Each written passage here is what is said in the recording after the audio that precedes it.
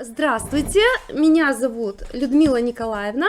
Я работаю в Национальной библиотеке уже на протяжении почти 20 лет. И вот за годы своей работы я сталкивалась неоднократно с тем, что приходят учащиеся, которые пишут какую-либо научную работу, курсовую, выпускную квалификационную или даже просто контрольную и реферат. И, конечно же, первым делом возникают сложности с подбором литературы и иных источников для успешного написания работы. Ну, конечно же, вы все современные люди, и первым делом, когда вам дают задание, вы начинаете искать информацию, конечно же, в интернете. И иной раз вы заходите в Википедию. Но Википедия – это такой источник, который, можно сказать, не авторитетный, поскольку этот ресурс открытый, и его отредактировать может любой желающий, который считает нужным исправить ту или иную информацию. Но это не значит, что Википедией пользоваться совсем нельзя. Внизу, обычно на страничке этого ресурса, есть ссылки на какие-либо источники. И вот, перейдя по этим ссылкам на источник, вы можете брать какую-либо информацию. Ну и, конечно же, прежде всего, мне хотелось бы провести вам занятие по поиску литературы, источников на портале нашей библиотеки. У нас есть замечательные полнотекстовые ресурсы удаленного доступа, воспользовавшись которыми вы можете успешно написать работу. Итак, давайте начнем наше занятие. Первым делом, для того, чтобы получить доступ к удаленным полнотекстовым ресурсам, вам необходимо войти на официальный сайт Национальной библиотеки Республики Коми. Прежде всего, мы либо в поисковой строке вводим Национальная библиотека Республики Коми, либо в адресной строке вводим адрес www.nbrkomi.ru. И вот мы с вами на главной странице библиотеки. В левой колонке находим с вами вкладочку под названием «Ресурсы». И вот здесь мы с вами видим все ресурсы, доступ к которым имеет наша библиотека. Нам с вами необходимо найти, вот видим 4-я строчка, полнотекстовые электронные ресурсы. Все полнотекстовые ресурсы, которые есть в Национальной библиотеке, как я уже сказала, вы можете найти на официальном сайте нашей библиотеки. После того, как мы с вами вошли в раздел «Ресурсы» и перешли в подраздел «Полнотекстовые электронные», мы видим все полнотекстовые ресурсы, которым Национальная библиотека предоставляет доступ. Ну, в первую очередь это Национальная электронная библиотека Республики Коми, Национальная электронная библиотека Российской Федерации, Президентская библиотека имени Бориса Николаевича Ельцина, Федеральная электронная медицинская библиотека и другие электронные ресурсы. В том числе есть и электронная научная библиотека и library.ru, и Киберленинка, ну и так далее. Вы можете сами с этим познакомиться. Сегодня мы с вами рассмотрим некоторые из этих ресурсов. И первым мы рассмотрим Национальную электронную библиотеку Республики Коми. Ее еще сокращенно называют НЭБ-РК. Возможно, вы слышали об этой библиотеке. И вот что хочу сказать о этом ресурсе. В онлайн-режиме вы здесь можете просматривать материалы по истории, экономике, культуре Коми-края, различные художественные произведения как современных авторов, так и классиков коми-литературы. а также периодические издания, как современные, так и в ретроспективе, начиная с 1920 года. В общем, те издания, которые так или иначе связаны с нашей республикой. Национальная электронная библиотека Республики Коми представляет собой собрание нескольких коллекций. Всего их на сегодняшний день 12. С ними вы можете ознакомиться, перейдя по ссылочке о проекте, то есть получить интересующую вас информацию как раз вот в этой вкладке. Мы с вами рассмотрим основные коллекции. Итак, что у нас тут есть? Во-первых, есть такая коллекция, называется она «Зыряника». В ней представлены электронные копии редких изданий о Коми-крае и первые публикации классиков коми-литературы. Вот на примере материалов, которые представлены в коллекции «Зыряника», я вам могу показать, как вообще пользоваться этим ресурсом. Ну вот, допустим, откроем первое, вот к проблеме колонизации Печорского края издание. Мы с вами видим информацию об этом издании, что оно было выпущено в 1908 году и содержит в себе 10 страниц. Для того, чтобы прочитать, изучить это издание, нам нужно нажать на значок «Читать онлайн» и уже просматривать. Тут можно уменьшить масштаб для того, чтобы было вам удобнее читать. Вот. И перелистываем странички и читаем, видим в том виде, в котором документ был оцифрован. Иногда встречаются различные пометки, мы иногда видим печати, и все документы Национальной электронной библиотеки у нас размещены с водяным защитным знаком. Кроме того, что вы можете прочитать это издание то или иное, вы можете его распечатать, нажав на значок принтера, то есть выйдет форма для печати. Вот. И ничего тут сложного нет, вы распечатываете те страницы, которые вам нужны. Также вы можете добавить в закладку, допустим, для того, чтобы потом вернуться к этому источнику. Но, как мы видим, для того, чтобы добавить закладку, нам необходима авторизация. Об этом я скажу немного позже. Следующая коллекция Национальной электронной библиотеки Республики Коми, о которой я вам хочу сказать, это финно-угрика. Возможно, для вас тоже по учебе понадобятся какие-либо материалы из этой коллекции. И вот хочется отметить, что коллекция финно-угрика состоит из цифровых версий книг на финно-угорских языках, кроме коми. Обратите на это внимание. В основном здесь цифровые версии из коллекции, которая была передана в дар Национальной библиотеке Республики Коми известным венгерским финно-угроведом Петером Домакашем. В коллекции изоматериалы вы можете посмотреть различные краеведческие альбомы, гравюры, открытки, репродукции, афиши и вот те или иные изобразительные материалы. Вот, например, вы можете посмотреть фотографию Владимира Плотницкого. У него достаточно много фотографий в Национальной электронной библиотеке Республики Коми. Вот фотография называется «В город за патронами и макаронами». Вот такая интересная фотография. И, кроме того, Национальная электронная библиотека формируется за счет поступлений электронных копий документов из других библиотек и учреждений фондодержателей Республики Коми. Вот, тоже можете здесь посмотреть, какие имеются собрания.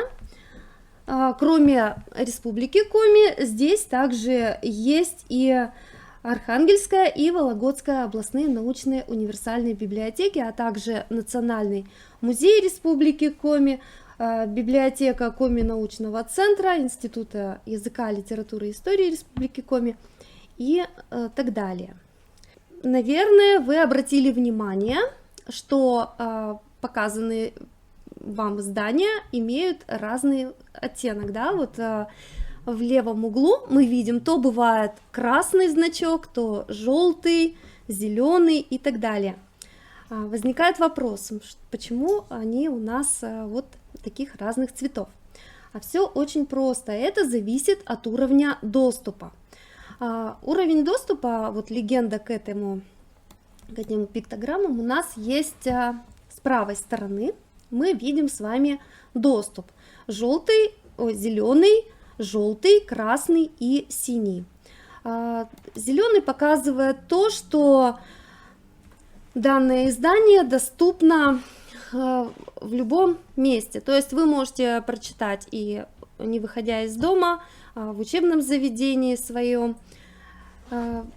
Произведение находится в открытом доступе. То есть я вам уже показывала, да, что можно полный текст рассмотреть. Так, желтый уровень доступа доступен для авторизованных пользователей. Что это значит? Это значит, что издания, которые можете открыть из любой точки доступа, но для просмотра требуется авторизация. Красный уровень доступа. Он говорит нам о том, что издание вы сможете посмотреть только в здании Национальной библиотеки, либо в помещении библиотек, архивов, партнеров Национальной библиотеки Республики Коми. Вот давайте рассмотрим данный документ. Вот мы с вами видим, что издание, которое мы попытались открыть, защищено авторским правом, и право на доступ имеют читатели Национальной библиотеки, которые находятся в помещении учреждения партнера проекта. Вот давайте нажмем «Посмотрим», и здесь вы можете посмотреть, в каких точках доступа вы можете зайти и посмотреть документ, обозначенный красным цветом. Их достаточно много, этих точек доступа. Да, еще у нас есть очень замечательная коллекция, возможно, она вам тоже понадобится для написания работ. Это собрание периодических изданий. В собрании периодических изданий мы с вами можем посмотреть газеты и журналы как на современном этапе, так и старых лет. Ну вот мы сразу видим, тут есть и красный доступ, и синий, и желтый, и зеленый. И вот давайте попробуем среди газет и журналов найти издание с 1945 года, 41 года по 45, то есть периодические издания военной поры. Итак, нашли мы что-нибудь или нет? Да, совершенно верно, мы с вами нашли. И мы видим, что газета есть и на коми-языке, и на русском. Здесь достаточно много результатов найдено. По запросу мы видим, что 713 результатов. Для того, чтобы найти то, что нам необходимо, мы можем сузить наш поиск. Для этого мы с вами выбираем язык произведения и прочитать, чтобы могли прочитать на русском языке.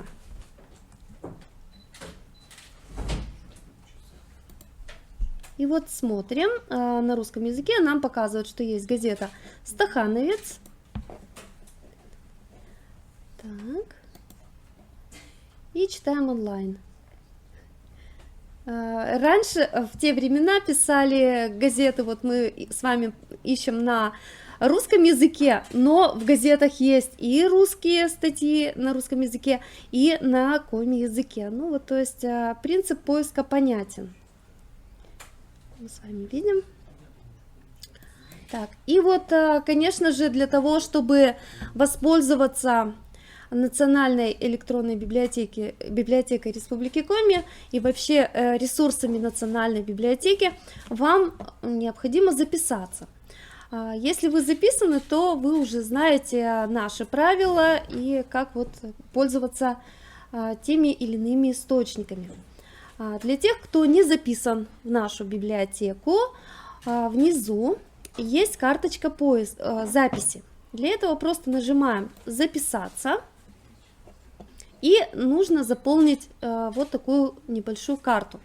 То есть вы пишете сюда фамилию, имя, отчество, год рождения, указываете телефон и электронную почту. Затем выбираете из списка необходимые строки. Вот, и после того даете согласие на обработку персональных данных и отправляете. И вам на электронную почту приходит номер вашего читательского билета, после чего вы можете пользоваться электронными ресурсами Национальной библиотеки. Так, следующий ресурс, о котором я хочу вам рассказать, это Президентская библиотека имени Бориса Николаевича Ельцина. Это одна из 3 национальных библиотек и единственная из них чисто электронная. В отличие от Российской государственной библиотеки и Российской национальной библиотеки, данная библиотека не является универсальной, то есть ее фонды формируются по определенной теме. В целом тематику можно определить как гуманитарное знание России, то есть здесь включены материалы по истории России, ее географии, российской экономике, юриспруденции, сочинения российских писателей, литературной критики и так далее.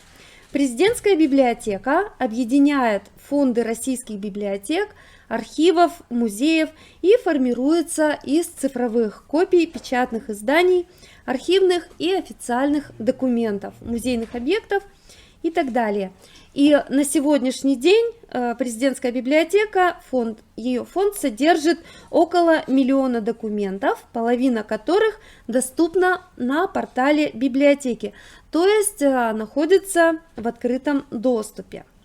Для пользователей портала доступен простой поиск по ключевым словам и расширенный, который позволяет задавать дополнительные поисковые условия, а также вы можете выполнить сортировку. Давайте, например, введем Иван Грозный и посмотрим, какие результаты нам выдаст система. Итак, мы с вами видим, что достаточно много найдено материалов, 1698. И вот из них можно выделить как библиотечные, так архивные и, собственно, материалы сайта. То есть в зависимости от того, какую информацию нам нужно, мы можем с вами выбрать по вот этим карточкам. И с правой стороны мы можем отсортировать по различным критериям, например, по заглавию, автору, году публикации, и задать, например, какие-то даты. Вот у нас по умолчанию идет от 1820 по 1967 год. И вот мы видим, что вот я нажала на вкладочку «Архивные материалы», и мы с вами видим, что доступно в ВЧЗ, то есть доступно в электронном читальном зале. В нашем городе, в Сыктывкаре, электронный читальный зал Президентской библиотеки находится в Национальной библиотеке Республики Коми. Сейчас мы располагаемся по адресу улица Орджоникидзе, дом 10. В других районах и городах Республики Коми доступ к электронному читальному залу Президентской библиотеки осуществляется из помещений библиотек партнеров. Так, и вот давайте посмотрим материалы сайта, тоже посмотрим, как они выглядят. Мы видим, что найдено 522 материала, и вот везде, где упоминается имя Ивана Грозного, мы видим, что выделено желтым маркером. Вот откроем первый документ. Войсками Ивана Грозного была взята Казань.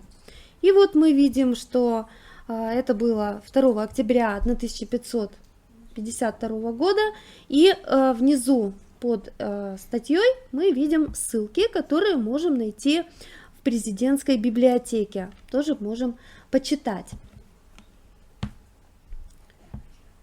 То есть мы тоже видим, что все издания у нас вот в таком формате PDF, тоже видим все помарки. Кроме того, президентская библиотека представляет собой коллекции. И ознакомиться с коллекциями можно на главной странице. Если мы перейдем по ссылке коллекции, то мы можем найти коллекции, которые посвящены тем или иным историческим персонам, событиям, датам, географическим объектам. И вот на данный момент в президентской библиотеке представлено 4 крупнейших базовых тематических собраний. Это коллекции «Государственная власть», «Российский народ», «Русский язык» и «Территория России». Вот, например, в коллекции «Государственная власть» мы можем найти все, что связано с российской государственностью. Это как, собственно, государственная власть, ее история, также законодательство Российской Федерации, то есть идет на протяжении всей истории нашей страны по настоящее время.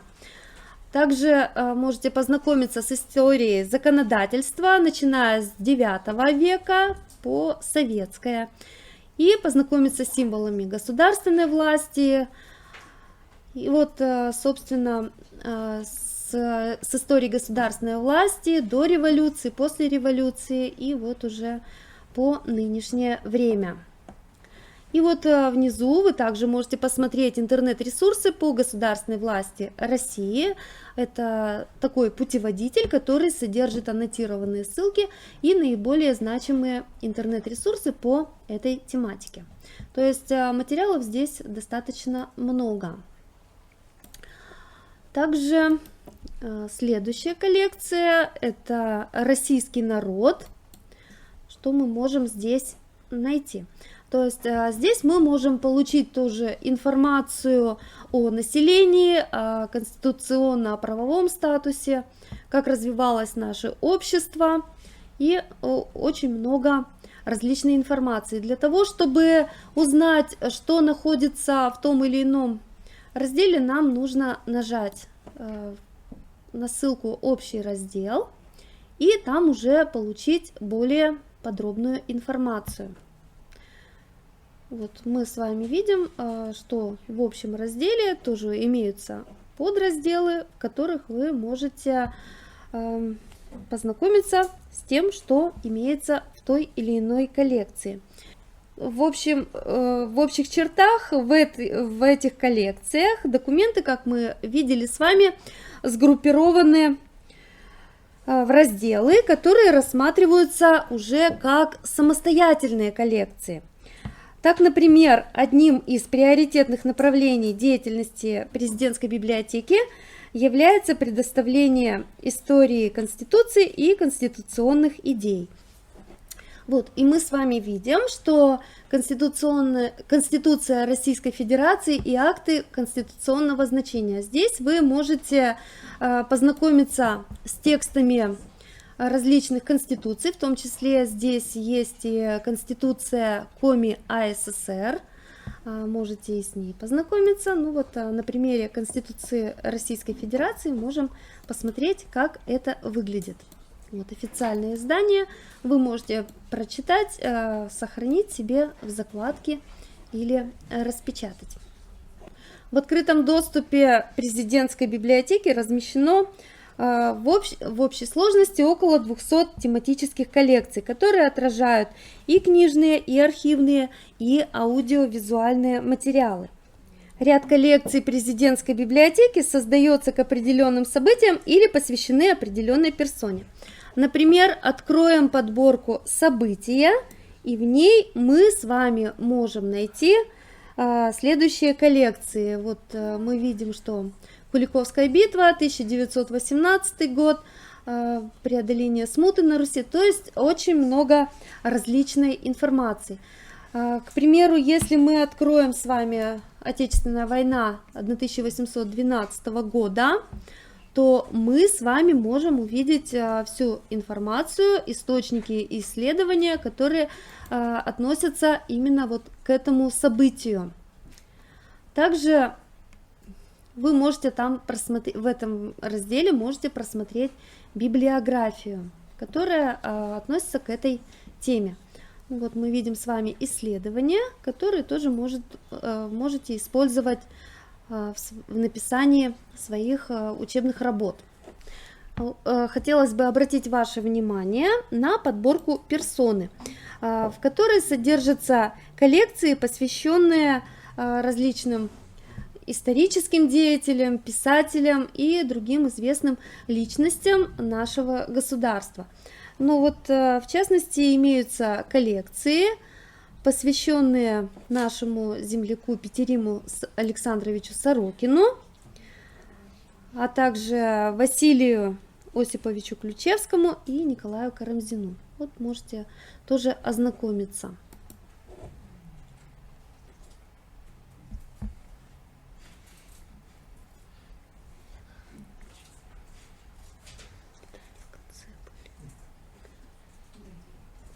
Вот можете ознакомиться с коллекцией, посвященной Василию Осиповичу Ключевскому, выдающемуся российскому историку, и можете тоже здесь рассмотреть различные издания.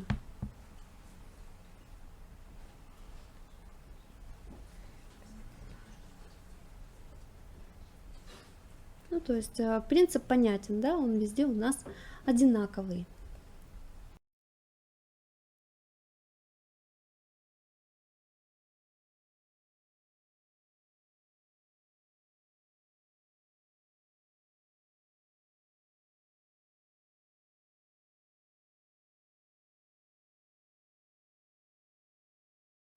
Рассмотрим следующий полнотекстовый ресурс Национальная электронная библиотека Российской Федерации, сокращенно НЭБ РФ. Это государственная система, которая объединяет все крупнейшие федеральные библиотеки мира. Основную часть библиотеки составляют произведения, прошедшие общественное достояние. Эти произведения доступны для скачивания, просмотра и копирования в любой точке мира и в любом месте. Но также есть произведения, которые охраняются авторским правом. Это очень ценные и редкие издания. Для их просмотра вам необходимо прийти в библиотеку, которая стала участником проекта НЭБ, и среди них Национальная библиотека Республики Коми и все центральные библиотеки республики. Информационные фонды Национальной электронной библиотеки Российской Федерации насчитывают более 5 миллионов электронных копий на разную тематику. Это научно-образовательная литература, художественная литература, авторефераты и диссертации. Давайте рассмотрим, как искать литературу на этом портале. Предусмотрено два вида поиска. Это простой и есть еще расширенный поиск, когда вы можете указать автора, название, либо что-то искать по содержанию, а также сузить критерии поиска, выбрав определенные категории и выбрав доступ к изданию. Можно выбрать все, то есть вам выдаст поиск доступных изданий как в электронном читальном зале, так и в печатном виде и также в онлайн. Кроме того, вы можете выбрать год издания, как вам удобно, если знаете издательство, и многие другие критерии вы можете выбрать для того, чтобы найти необходимое вам издание. В качестве примера рассмотрим издание «Русско-турецкая война», автор Игнатьев. мы видим, что найдено 12 результатов. Давайте откроем первый из них. Вашему вниманию представлено издание и информация о нем. То есть мы видим количество страниц, год издания и место издания. Также другую информацию о данном издании. Для того, чтобы ознакомиться с полным текстом, необходимо нажать на кнопку «Читать». Мы видим все страницы данного издания, которые можем как просмотреть, так и сохранить на свой компьютер, нажав на вкладку «Скачать» и выбрав необходимое действие. После того, как мы нажмем «Сохранить файл» и подтвердим это действие, наша книга уходит в папке загрузки на нашем компьютере.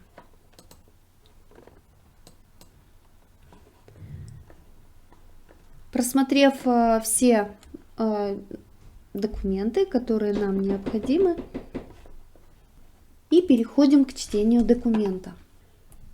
В введении вы можете посмотреть, как правильно пишется введение вашей научной работы, посмотреть, как определяется актуальность, структура данной работы, предмет, объект, цели, задачи и много другого. Кроме диссертаций, также доступны для чтения авторефераты диссертаций, в которых содержится тезисное изложение научного труда. Вы также можете посмотреть структуру работы, выделить основные этапы и использовать в написании своей научной работы.